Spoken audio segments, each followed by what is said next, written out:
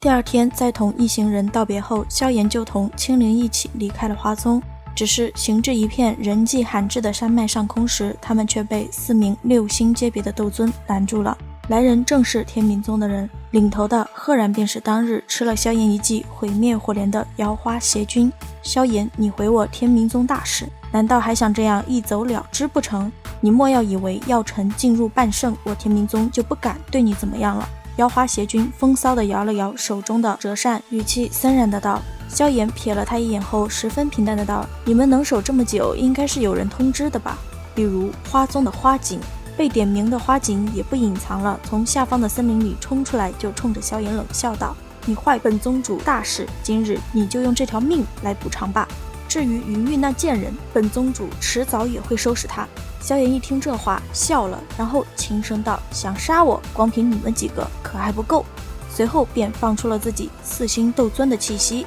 感应到萧炎气息的妖花邪君有点怂的同时，十分眼馋萧炎的修炼功法。这才短短1月时间，萧炎便提升了足足2星的实力。若是能抓住萧炎，逼问出修炼功法，日后天冥宗内还有几人能同自己抗衡？妖花邪君带来的一位灰袍老者见萧炎仅有4星实力，却如此之狂妄，十分不屑地出声嘲讽萧炎：不过4星而已，你还没有那资格在我4人手中蹦跶。最后一次，你是自己跟我们走，还是由我们将你打得半死后带走？我这人皮贱，还是选后者吧。萧炎笑眯眯的道。该老者一听这话也不墨迹，直接就命众人同他一起出手，也不在意他们以大欺小，以多欺少了，反正也没有其他人知道，不是吗？青灵见此情况，立马表示自己可以拦住一个，至于那花景就交给九幽地冥蟒的强者应对。萧炎同意了青灵的作战方案，随后自己也放出了11具傀儡，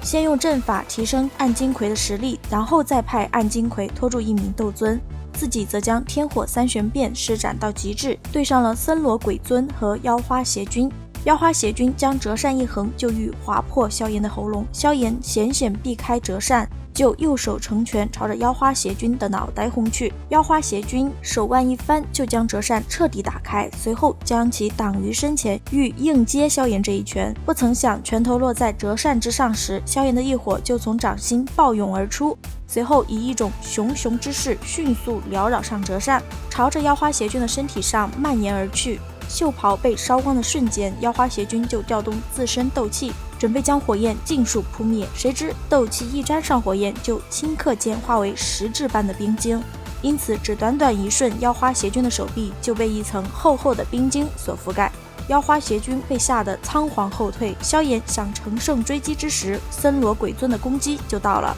九幽冥手同8级崩的对轰，导致2人都各自退了好几步。萧炎借此机会瞄了一眼其他的几处战场，发现除了青灵那边，暗金魁和众多被青灵控制的强者情况都不太妙。萧炎忍不住皱眉之时，一声冷笑突然从前方传来：小子，这种时候还是先顾好你自己吧。萧炎微微抬头，就见森罗鬼尊与妖花邪君同时朝着自己攻来，一时间天空之上放起了绚丽的烟花。这2个不要脸分明是想仗着人多势众，生生的将萧炎给磨死。然而他们越打越累的时候，却见萧炎越战越勇，丝毫没有体内斗气大幅减少的样子。于是这2个不要脸决定联手使出天冥修罗手。该修罗手是由森罗鬼尊2人的意志所形成的，萧炎若是被击中，后果不堪设想。而萧炎望着那铺天盖地抓来的巨大手掌，丝毫没在怕的。还记得一拳吗？萧炎当初在他手中得到天冥修罗手后，也经常研究学习该功法，今天不就用上了？那2个不要脸见萧炎竟使出了与他们同出一脉的斗技，震惊之余还有些愤怒。不过看着脸色已经有些苍白的萧炎，2人觉得胜利在望了。谁知萧炎接下来的动作彻底打破了他们的美好幻想。眼看着这片天地的能量源源不断地对着萧炎体内暴涌而去，2人都意识到了萧炎拥有天阶功法，那还打个屁呀！看来只能使出最后的底牌了。只见那森罗鬼尊转头就冲着下方仿若死狱般的森林大喝道：若是再不出手的话，这小子可就又得跑了。森罗长老放心，他跑不掉的，因为担心他身上有着药尘给予的空间预检，所以我先将这里的空间给封锁了。森罗鬼尊的喝声刚刚落下，一道淡笑声也随之响起，旋即天空之上的空间微微扭曲，一道身影缓缓浮现，来人竟是九天尊。事已至此，萧炎已经别无选择，束手就擒是不可能的，看来只能用那一招了呀。九天尊一见萧炎的掌心冒出金光，就知道他又要施展大天造化掌了，立马出声道：萧炎，你不想救你父亲了不成？跟本座回魂殿，便能见到你父亲。你若敢反抗，带本座回去，便杀了你父亲。此话一出，萧炎就是一顿，不过也仅仅是一顿，因为萧炎清楚，只有自己好好的活在外面，才有可能救回父亲。一旦自己被抓，萧家才是真正的完了。九天尊见自己的威胁不管用，立马就联合那两个不要脸，朝着萧炎攻去，想要打断萧炎施展大天造化掌。萧炎在三人的围攻下开始险象环生，然而他最终还是将这大天造化掌给施展了出来。黑色光圈成型之时，九天尊面色一沉，喝道：不要慌，天阶斗技固然强横，但我三人联手依旧能将其接下来。他们还真就接了下来。九天尊抬头就冲着萧炎狞笑道：现在本座倒要看看你还有什么招。萧炎缓缓一笑，随后就召唤出了4种异火，道：放心，会够你们好好吃一壶的。见到萧炎掌心上4种异火的那一刻，九天尊原本带有笑意的脸瞬间变得铁青。与此同时，萧炎不远处的一处空间突然裂开，一道壮硕身影连滚带爬的从其中跑了出来，扯着嗓子就冲着萧炎嚎道：还好紫妍在你身上留下一道龙印，不然可就真是要找死我了。来人竟是黑琴。从黑琴口中得知紫妍现在需要自己帮助时，萧炎当即就表示解决了这里的麻烦就走。听到有麻烦的黑琴这才回过神来，看了看周围的情况，没成想还看到了一个认识的人。魔语老杂毛啊，还记得黑琴大爷吗？魂殿九天尊愣了一会儿后才认出面前的人是太虚古龙一族的黑琴，这下事情变得棘手了。因为老杂毛魔语很清楚自己干不过黑琴，但那森罗鬼尊二人不知道呀。眼看到萧炎逐渐落入下风，他们怎么甘心让他再度逃跑？当下那森罗鬼尊便是一抱拳，沉声道：这位朋友，老夫天明宗长老森罗鬼尊，这萧炎是我天明宗所要抓捕的对象，还望朋友不要插手。天明宗是什么东西？黑琴的眉毛皱了皱，旋即有些不耐烦地挥了挥手道：你们赶紧滚吧，我找萧炎小哥有事儿，别耽搁老子的时间。黑琴不知道天明宗的名头是真的，但那森罗鬼尊二人觉得黑琴就是故意羞辱他们，当下就来了火气，闪电般的就冲着黑琴攻去。黑琴也不惯着他们，直接就用铁拳给他们上了一课，被一拳轰飞并吐血的2名6星斗尊瞬间就老实了。上完课的黑琴拍了拍手上不存在的灰，冲着魔语道：老杂毛，你是自己滚还是老子动手？魔语搬出魂殿就想吓走黑琴，可惜黑琴根本不吃这一套，还挑衅魔语，不服就干一架。魔语怒极，一副想要动手的样子。黑琴见状也做好了战斗准备，结果魔语留下一句：黑琴，本座就不信你能护得了这小辈一辈子，就跑路了。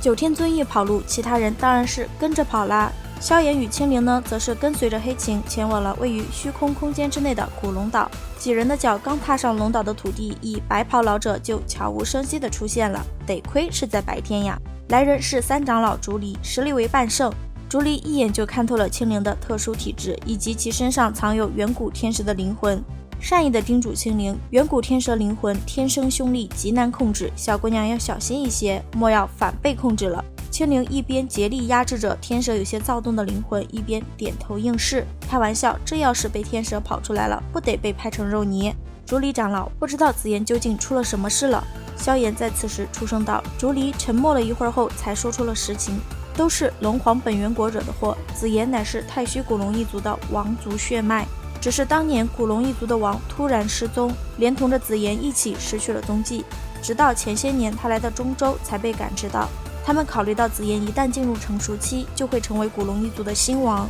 再加上他年龄小可塑性强，所以决定将龙皇本源果交给紫妍吸收。不曾想这龙皇本源果能量太强，紫妍的身体完全吸收不了如此恐怖的能量，结果导致能量实体化了。萧炎听到能量实体化是一脸懵的，竹离叹了一口气后直接将萧炎带去了紫妍所在。萧炎看见紫妍的那一刻震惊了，只见紫妍毫无生机地躺在祭坛之上，俨然变成了晶体之人。若不是能够感受到一些熟悉的灵魂波动的话，萧炎恐怕直接会认为如今的紫妍已经身亡。回想起离开前活蹦乱跳的紫妍，萧炎很生气，但由于自己谁也不能打，只能压着脾气怒道：你们也太鲁莽了。心痛又理亏的竹离长老没有作声，一旁的黑擎却是出声解释，这龙皇本源果即便是太虚古龙一族都只见过寥寥可数的几次，而且据记载成功吸收龙皇本源果的仅有2人，因此对它的特性也并非极其的了解，所以才会造成如今的情况。听到这里，萧炎的内心格外的复杂，想着现在追究这些也没有什么用了，不如先想想怎么解决问题。思索了一会儿后，便开口问竹离，如今要怎么样才能解救紫妍？竹离表示，这实体化能量极其的坚硬，即便是自己亲自动手都无法将之击碎，而且击碎的话，这些能量也就浪费了。如今想要将这晶层融化，并且还能将这些能量逼进紫妍体内的办法，便是依靠异火榜上排名至少前10的异火的力量。萧炎一听这解释，火气又上来了，这个时候还说什么能量浪不浪费的问题。竹离像是知道萧炎心中所想，就告诉了萧炎一个惊天大秘密。现在萧炎所看见的古龙岛其实并非是完整的古龙岛，而是原来古龙岛的1/4。太虚古龙一族在紫妍父亲失踪之后不久便分裂成了4部分，各自在虚空之中游荡，每隔一段时间4座龙岛便是会在虚空相遇，那时候必然会大打出手。因为其余3个龙岛都拥有着王族血脉的太虚古龙，虽说其血脉都远不及紫妍纯粹，但他们谁也不服谁，都想统一古龙一族，只是彼此实力差距不大，才导致太虚古龙一族一直分裂至今。不然的话，魔兽界哪里容得了天妖皇族以及九幽地冥蟒这等族群崛起？如此迫切的想让紫妍尽可能的将龙皇本源果的能量全部吸收，其实也是想让它尽快的进化，然后在下一次4岛相聚时将太虚古龙一族统一起来。得知古龙一族居然还有这等秘辛，萧炎倒也是理解了竹离他们的做法，叹了一口气后，作为聪明人的萧炎很是上道的表示自己口风很严，此事定不会外泄。随后主动问起具体需要怎么做自己才能够帮到紫妍。竹离长老表示等到2日后就知道了，这段时间里自己需要准备一些东西。时间过得非常快，第3天清晨，竹离长老就带着萧炎一路飞往龙岛深处，这一飞就飞了将近10分钟。只是快到达目的地的时候，萧炎却遇见了一个死去了的人，竟然是之前独身留下来阻拦黑白天尊的铁剑尊者。萧炎看到活着的铁剑尊者时，愣了一会儿后才反应过来，当日助他们逃离的那位神秘强者是竹离长老。原来古龙一族不放心紫妍一个人随意乱跑，就由竹离暗中跟着紫妍，先前想着周游世界，却突然出现在战场的熊战也有了解释。竹离长老当时觉得铁剑很对自己的性子，就在关键时刻救走了铁剑。等萧炎了解清楚整件事情的原委后，几人也抵达了最终的目的地。只见一个通体翠绿的巨鼎悬浮在火山口，而紫妍正安静地悬浮在巨鼎之内。没错，就是要萧炎隔着巨鼎炼化龙皇晶层。竹离相信紫妍的眼光，也相信萧炎有炼化能量晶层又不至于灼伤紫妍的能力，于是将亲自炼化的5滴古龙精血交给了萧炎，让萧炎在体内斗气不济时服用1滴。注：古龙精血拥有着极为庞大的能量，不仅能够在瞬间恢复大量斗气，还有着淬炼筋骨的奇效。萧炎知道轻重缓急，便直接收了承载精血的玉瓶，随后一个闪身就来到了半空，盘腿坐下。只见一道紫褐中带着一缕森白色的火焰柱迎风暴涨，之后就在萧炎的控制下凝成了一头巨大的火龙，火龙冲着紫妍就暴冲了过去，临近时却是陡然降速，将紫妍的躯体尽数缠绕。异常恐怖的高温在最开始并没能融化龙皇晶层，直到萧炎不断的凝聚着巨龙，将其整整缩小了1圈，龙皇晶层才开始慢慢融化。看到这一幕的竹离长老高兴极了，化了就成，化了就好。接下来只要萧炎能够坚持下去，距离龙皇晶层彻底融化还远吗？也就一点点远吧。萧炎也就不眠不休地炼化了1个多月，期间体内的斗气没有停止过半刻的运转，斗气耗干了就利用焚诀强行吸纳周遭天地之间的能量，实在是熬不住了，才吸收了1滴竹离长老所给予的古龙精血。众人眼看着紫妍身体上的龙皇晶层越来越稀薄，直到最后完全消散，胜利就在眼前了。东龙岛却迎来了不速之客。西龙岛夏敖长老带着身着暗金色龙甲的龙甲军群，同南龙岛蛮岩长老带着体型硕大的蛮龙军群一同逼上了东龙岛。他们的意图很明显，挟天子以令诸侯，只要抓住了紫妍软禁起来，就可以打着王族血脉的旗号一统古龙族。齐幽和竹离等人自然是不可能让他们抢走紫妍的，一场大战不可避免。竹离在嘱咐完黑琴去保护萧炎以后，就同齐幽一起加入了战场。蛮炎变化成了一个拥有着龙身、龙爪、龙臂的半龙人的模样，对上竹离时，黑琴也赶到了萧炎所在。天际之上，剧烈的能量波动不断的炸响，盘坐于巨顶之前的萧炎却是稳如泰山，布满血丝的双眼紧紧地盯着巨顶之内。倒不是说萧炎的心理素质有多好多变态，主要是连续1个多月的精神高度集中，已经让萧炎的脑袋变成了浆糊。现在的他可以说是全靠着意念来强迫自己超负荷运转了。黑琴看着眼前披头散发、胡子拉碴的萧炎，暗自决心等彻底解决此事，就跟萧炎拜把子，萧炎让打谁就打谁。原来在这里，黑琴正想着的时候，一猖獗的大笑声突然传来，来人是龙甲军4统领夏刹。黑琴本想打打嘴炮，尽可能的拖延时间，不曾想那4统领不是个蠢货，于是两人很快就战作了一团。而竹离和蛮炎那边由于谁也奈何不了谁，就都停了手，开始你一言我一句的辩论了起来，企图用言语来说服对方放弃抵抗，弃暗投明。可惜一个人的出现直接打破了这短暂的和谐，是北龙岛的青焰长老。青焰一现身就交代蛮炎长老拖住竹离，而他自己则直接冲向了紫炎所在。蛮炎长老才不想听青焰的命令呢，可惜棋差一招，只能先统一战线，再考虑以后的事情了。青焰很快就到了火山口周围的某处，正想着直接动手带走紫炎时，铁剑尊者却义无反顾地站了出来。要知道铁剑尊者仅仅只有2星的实力，当初面对2名6星斗尊的联手一击，他不曾怕过，如今对上斗尊巅峰，他亦不惧。可实力的差距就摆在面前，不是一句不怕就可以抵消的。铁剑尊者抽干体内斗气的全力一击，也不敌青焰挥一挥衣袖，以袖子将铁剑尊者打得吐血倒栽进森林后，青焰冲着萧炎走去。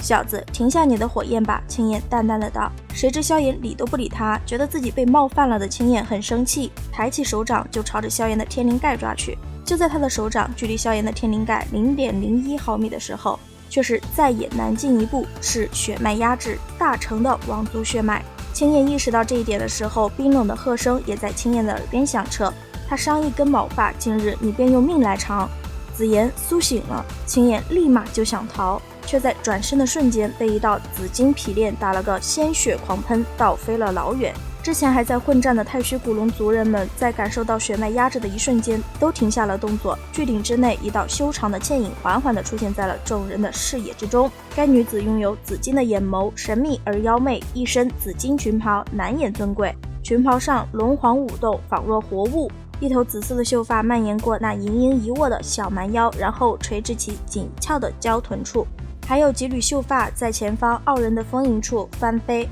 此时的紫炎比之上次萧炎所见多了些许霸气、尊贵与冰冷。丈许的紫金羽翼舒展的一瞬间，此处战场的那些东龙岛的强者都是面露狂热的瞬间跪伏而下，并整齐地喝道：恭迎龙皇大人。那可是天皇之翼，古龙之体呀。天空上，夏刹以及青焰等其他龙岛的强者就没有那么快乐了。虽说是感受到了灵魂以及血脉之中传来的威压远比3大龙王的更强，但由于长期的服从于3大龙王，他们并没有第一时间像黑琴等人一样跪服下来，反应过来时再跪可就尴尬了。再说了，回去也不好交代呀。因此在黑琴怒喝他们混账居然不跪龙皇大人时，青焰与夏刹只干笑了一声，硬着头皮表示自己属于龙王大人麾下，日后若是有时间再来觐见龙皇大人后，转头就跑了。黑琴这个暴脾气当下就炸了，紫炎却是制止了他前去追逐的动作，径直来到了萧炎的身边。眼看着萧炎布满血丝的双眼，以及因长时间保持一个动作几乎僵硬的手掌，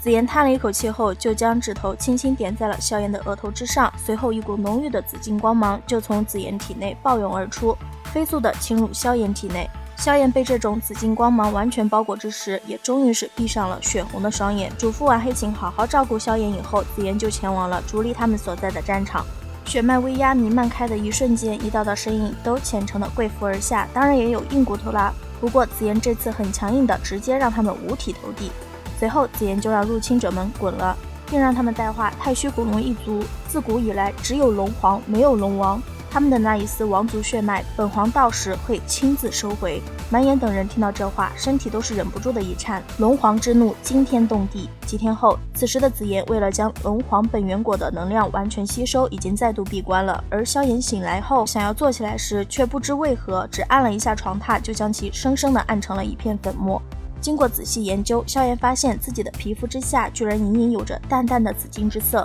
看上去就像是金属一般。正疑惑到底怎么回事的时候，竹离长老来了。萧炎连忙问竹离紫妍怎么样了。竹离将紫妍的事一一告知后，反问萧炎有没有觉得自己哪里不太一样了。原来紫妍在闭关前，在萧炎体内注入了一丝龙皇之力，并彻底激活了萧炎先前服用的古龙血晶，这才导致萧炎的肉体被大幅度强化。至于强到什么程度呢？可以说是不逊色于一些达到斗尊阶别的魔兽吧。除此之外呢，龙皇之力还有着一强悍的用途，那就是随意念催动自动生成龙灵衣。注：平时是隐藏在皮肤下面的。龙灵衣的等级同实力与血脉相关，萧炎得到的就是最高等级的龙皇骨甲。这龙皇骨甲可是个好东西呀，有了它，萧炎的防御力可以说是直接飙升了2到3个层次。也就是说，6星斗尊以下的攻击基本上已经是不能伤萧炎分毫了。捡到宝的萧炎高兴极了，平复了一会儿后才想起怎么没有看到青灵。朱莉笑着表示，他们将青灵送去了古龙墓中修炼，因为小丫头体内的是远古天蛇中最为凶悍的9头天蛇。这种家伙凶力滔天，现在没有太大动静，是因为其力量不够，等其力量逐渐恢复，必然会反噬其主。而古龙墓是历代古龙安息之地，龙气极度旺盛，足以压制那9头天蛇的灵魂，进而能够帮助青灵将其彻底的炼化吸收。得知这一情况的萧炎点了点头，随后在心里默默得道：青灵1星就能战6星了，待其将9头天蛇彻底炼化并吸收，那实力不得飙升到5星斗尊？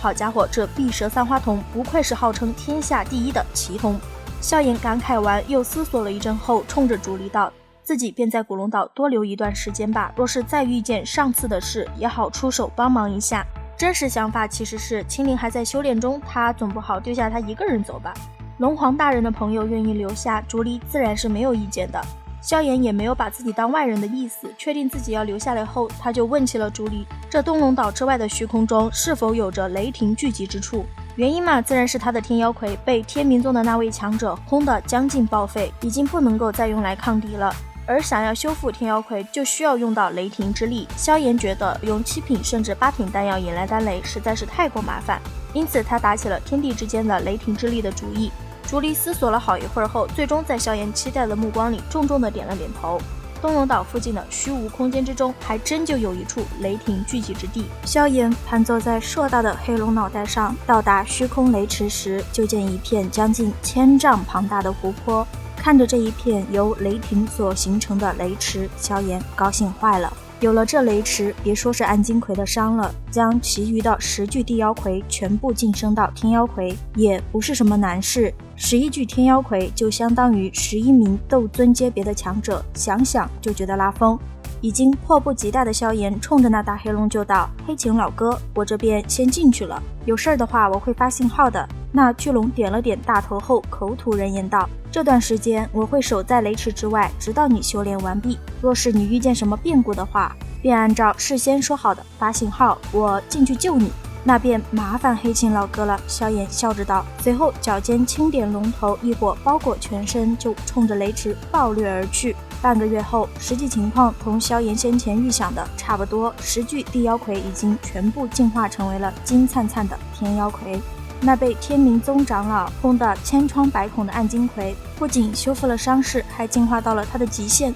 5星斗尊。而萧炎由于多层 buff 的叠加，也迎来了他的新突破5星斗尊。感受着那成倍暴涨的力量，萧炎高兴极了。晋级5星也就意味着在天火3玄变的加持下，自己可以无限接近于7星的实力啦。若是再遇见那9天尊的话，与傀儡联手，说不定便是能够将那家伙宰了。萧炎的眼中正闪烁着凶芒时，雷池的深处突然间传出了极为剧烈的能量波动。就在萧炎头皮为之发麻时，一道身影极其狼狈地窜出。与此同时，其身后10几道漆黑的巨大雷霆如同黑龙一般紧随而来。萧炎只觉得头皮都炸了，闪电般的收起自己的傀儡们，转身就跑，内心疯狂弹幕：你不要过来呀！那人影像是听到了萧炎内心的呼唤，转头就冲着萧炎来了。前方的朋友，前方的朋友，前方的朋友。萧炎听到这呼唤时，一道宛如鬼魅般的身影就出现在了他的身边。萧炎那叫一个欲哭无泪，谁知那人影接下来的话更是叫萧炎差点吐血。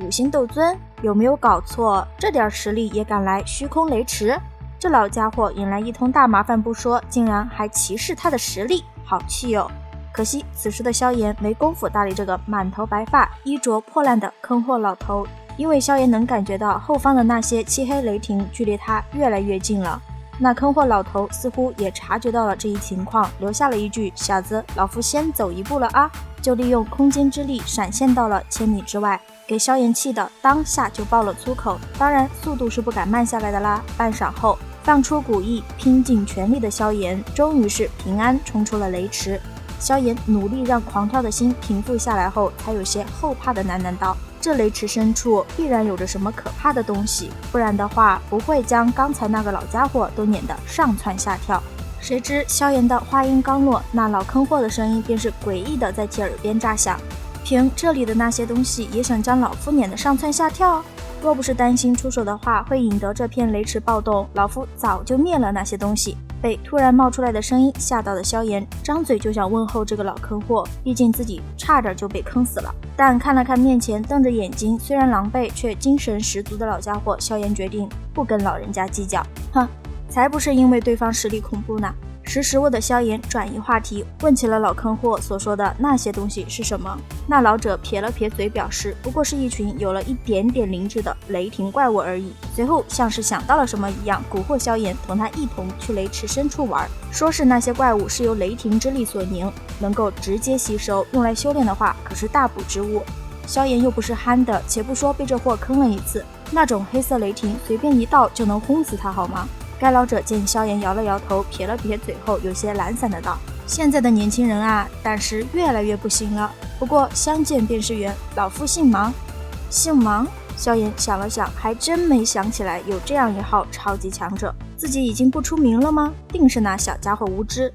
一定是这样。见萧炎一脸懵逼的样子，那坑货老头内心戏极其丰富的想着。随后黑琴那关心的声音就从老远传了过来：萧炎小哥，你没事吧？该老者见来人是太虚古龙一族的，诧异的看了萧炎一眼，随后留下一句：小伙子表现还是蛮不错的，不过就是跟老夫差了太多，好好努力啊！就挥手离开了，消失的速度之快，黑琴赶到时连那老者的影子都没能瞧见一个。萧炎知道该老者这是不愿见其他人，秉着多一事不如少一事的原则，也就没跟黑琴提这事儿。直到出了一点小意外，现在修炼已经完成了，可以一起回去了。在这里待的都快淡出鸟了的黑琴一听这话，高兴极了，当下就又变回了大黑龙，驮着萧炎就回了古龙岛。在他们离开的不久后，那位芒姓老者的身影缓缓浮现，正皱着眉望着萧炎消失的方向嘀咕道：萧炎，这名字有点耳熟啊。可不耳熟吗？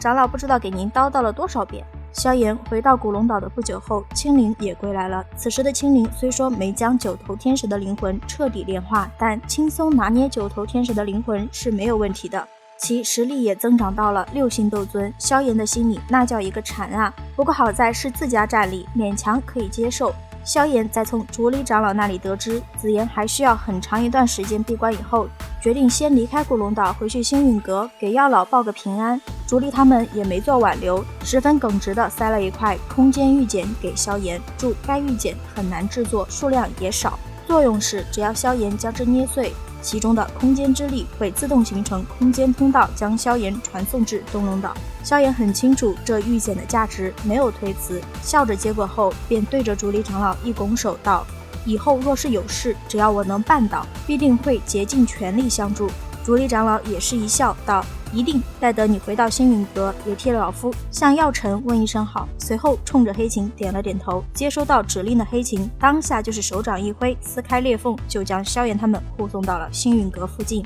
临别之际，黑琴拍了拍胸口，就跟萧炎保证，等古龙族内大势稳定，自己随时能出来时，若是再遇见那魂殿的人，定帮萧炎小哥收拾了他们。萧炎虽只是含着笑点了点头，目送着他离开，心里却是觉得这黑琴老哥粗中有细，是个可以结交之人。星陨阁议事厅内，萧炎一回来就同药老与风尊者说起了这段时间以来发生的事情，而药老同风尊者也告诉了萧炎许多劲爆的消息，其一就是最后一张净莲妖火的残图有消息了，就在之后的空间交易会上将会有人出手。萧炎考虑到距离这空间交易会仅剩不到1年的时间，而到时将残图换取到手要付出的代价必定不会小，就琢磨着怎么再提高自己的实力，毕竟拳头才是硬道理。不曾想风尊者一句玩笑话给了萧炎灵感，那就是谁有异火就去抢过来。说起这世间拥有异火最多的势力，就不得不提到炎族了。从药老口中，萧炎得知炎族之中至少拥有着4种异火，其中更是有2种异火名列前10。除了炎族之外，药族也拥有着2种异火，不过这些异火经过无数年的传承，早就被这2大种族施展了比焚炎谷那9龙雷罡火更加强悍的传承印记。即便是萧炎得到了，也无法炼化吞噬。再说了，炎族属于远古8族之一，其实力与雷族不相上下，仅次于古族与魂族，也不是现在的萧炎所能抗衡的。这远古8族呢，除了提到的古族、魂族、雷族、炎族、药族，还有石族、灵族以及已经废弃掉的萧族。因为曾经出现过斗帝，萧族这一脉的子孙后代都拥有着斗帝血脉，然斗帝血脉虽然强大，却并非永远，它也有着流干流尽的时候，而维持它继续延续下去的方法，便是再度出现斗帝，给予血脉新的活力与生机。而萧族自从那位斗帝之后，便再未出现过斗帝强者，实力最为顶尖的也仅仅是萧炎的先祖萧玄。可惜萧玄破釜沉舟的拼尽全力，用尽了血脉之力，也没能达到斗帝的高度，萧族便彻底的没落了。药老为什么会对远古8族的事如此之了解呢？这就是第2个爆点了。药老其实是药族的族人，不过是属于被种族抛弃的那一种。以药老的炼药天赋，在如今的大陆上，恐怕唯有屈指可数的几人能够与之匹敌。为什么会成为药族的弃人？这就又要说回斗帝血脉了。远古种族内是以血脉的浓郁程度来分辨等级身份的。药老同萧炎一样，体内虽流淌着斗帝血脉，但稀薄的可以忽略不计，在那么重视血脉的环境里，其地位可想而知。一次执行任务失败后，药老就被直接驱逐出族了。离开后的药老并不服气，开始将所有的精力都投入炼药术之中。他期望着当自己实力足够强，有足够的价值时，族中会再次将自己召回。可即便药老在中州闯荡混迹将近100年，有所成就了，也没等到他所期待的。不过现在的药老有了新的目标与期待，他要好好的在这中州，让那些人看看，并非是只有拥有斗帝血脉的人才能够真正的成为顶尖强者，就连自己收的弟子都将会远远超越那些被他们视为宝贝的斗帝血脉拥有者。一下子知道了这么多信息的萧炎有些心疼药老，但有些话最终还是没有说出口，还是努力提升实力吧，或者馒头也要争口气呀。沉默了许久之后，萧炎才冲着药老道，就目前的情况来看，还是只能安心的等待那所谓的空间交易会开始了。药老笑了笑道，空间交易会是需要等待，不过在这之前，你确实还得动身走一趟古族古界。听到这话的萧炎手掌猛地一抖，原来再有1个月便是古族20年一届的成人礼，有资格参加成人礼的都是古族之内最为优秀的年轻一辈，此次成人礼薰儿就在其中。药老因为魂殿的缘故需要坐镇星陨阁，只有让萧炎去古族走这一趟了。萧炎接过药老手中象征着勤俭的黑色玉铁石，那深深地印在萧炎灵魂中的人儿也缓缓地在其脑海中浮现。此次前去古界，你也将天火尊者以及小医仙带上吧。药老道，天火尊者的实力已经达到了6星层次，等小医仙从古墓回来，便是你们动身前往古界之时。古墓什么地方？萧炎有些疑惑。古墓是一位恶难毒体的拥有者作画的地方，药老之前留下的毒丹之法便是从那里所得，只是同为恶难毒体的拥有者，他却没有小医仙那等好运。在濒临死亡的关头，他才创造出控制恶难毒体的办法，因此小医仙归来之时，就会是有史以来第一个真正掌控恶难毒体的人。得知这一情况的萧炎为小医仙欣喜之余，十分的期待与他心尖尖上的人儿再次相见。在等待着小医仙归来的期间，萧炎将注意力转移到了灵魂修炼上去了。毕竟灵魂力量的强大与否将直接关系到炼药师的等级，日后他恐怕少不了要跟那些药祖打交道，他绝不能弱了药老的名头。因此这8品炼药师的名头就有些稍显不足了。翻手取出当初获得丹会冠军时奖励的那卷修魂功法太一魂诀，萧炎就将其中的所有信息牢牢记在脑海之中，随后沉神催动着那修炼之法，一直到将近几个小时后，方才神清气爽地睁开双眼，感叹了一番该功法出人意料的神效之后，萧炎又吐槽了一下当初得到的那几段略显寒颤的修炼口诀。随后又是一卷赤红卷轴被萧炎取出，正是之前在斗帝遗迹中抢到的火属性能量卷轴。卷轴内所蕴含的是地阶高级斗技大地罡炎，该斗技是以一种奇异的震动将自身斗气传入大地，创造极度炙热的劲气江流，然后出其不意自对手立脚大地之处喷射而出，无声无息间给人以致命攻击。简单说就是适合搞偷袭，就是该斗技对地形有要求这一点有些鸡肋。之后的日子里，萧炎完全沉浸在了太一魂诀以及大地罡炎的修炼之中，直到一道熟悉的浩瀚气息出现在了萧炎的感知之中。小医仙竟然强到这种地步了吗？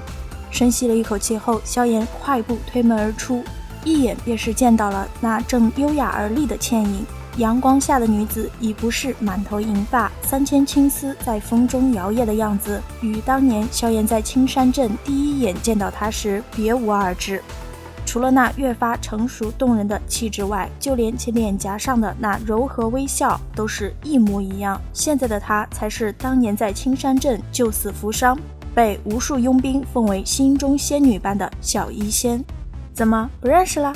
小医仙缓缓走到萧炎面前，望着后者那愣愣的模样，不由得轻笑道：“你的头发。”萧炎喃喃道，旋即又将目光顿在小医仙光洁的额头处，那里有着一个复杂的浅灰色印记，看上去如同一个符文一般。小医仙摸了摸该印记，解释道：“这是恶难毒气的占据之处，如今我全身的恶难毒气都化为了这个符文。至于头发，是因为以往的身体聚集的毒气实在太多，才变成白色的。如今在修炼了那位老前辈所留下的功法以后，那种聚集的毒气已经成为了最大的补品，自然就变回来啦。”萧炎恍然地点了点头，随后目光在小医仙身上扫了扫，旋即苦笑道：“我看你现在的气息，恐怕应该比天火尊者还要强吧？”“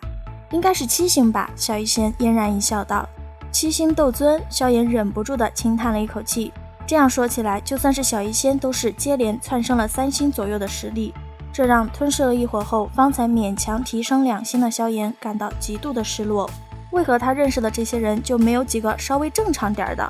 短短不到1年的时间，众人几乎都是实力大涨，一名看似仅有5星实力，但却随时能够爆发连6星甚至7星强者都是无法比美的恐怖战斗力，再加上2名6星斗尊以及1名达到了7星层次的恶难毒体，这番阵容即便是面对魂殿的劫杀，只要对方不出动半圣阶别的超级强者，他们一行人就足以全身而退。9天尊那样的货色来都是在送人头好吗？半晌后逐渐回过神的萧炎伸了一个懒腰，懒散的笑道：“既然你到了的话，那么我们也该动身了。”小医仙微微一笑，随后点了点头。能够站在萧炎身后安静的帮他做一些事，小医仙的心中总是欢喜的。第二天，萧炎一行4人就动身前往了他们此次的目的地古圣城。好了，本期分享就到此结束喽。视频都看到这里了，给牛奶点个赞吧。订阅了的朋友记得开启小铃铛哟，这样就不会错过牛奶的更新啦。感谢您的耐心观看，拜拜，下期再见。